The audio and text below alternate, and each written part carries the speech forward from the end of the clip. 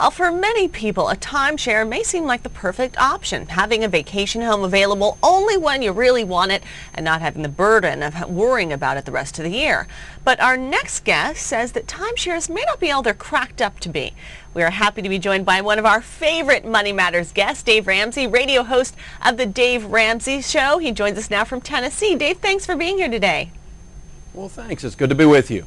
Now, I know so many people who have either had timeshares or do have timeshares, my grandmother being one of them as well, and it seems like they don't always use it. Do you think that timeshares are a good investment or a bad investment? I think they're a crummy investment, and I recommend to my listeners never to buy a timeshare. And the reason is real simple. It's not an investment. An investment gives the idea that you could actually sell it. And you can't give the stupid things away once you own one of them. They're absolutely horrible. All you're doing is prepaying your hotel bill for the next 20 years right now in advance. And those of us that know anything about money know you'd be better off to put that money in an investment, and the investment would produce enough to pay your hotel bill. Yeah, and it certainly does lock you in, as my grandmother found out. Now, is this true for everyone, do you think, or do you think that some people may love a timeshare and that might be the way to go for them? Well, I think they like the use of the condo, and they like having a place that they can go to. This is the family thing. We'd go to this location every summer, and they like that. But families have done that for years simply by renting the lake house or renting the beach condo, and that can continue to be.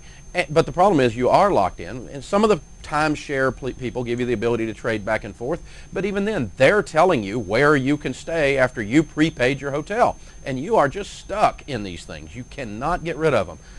Of the people that call the Dave Ramsey Show, I would say we have a 98% dissatisfaction with them, and they can't get rid of them. They paid $14,000, $15,000, $20,000. They're paying payments on them, and it's a mess in their lives. Why do you think it's so difficult to get rid of these things, and how do you go about it? I mean, is there any way to sell them?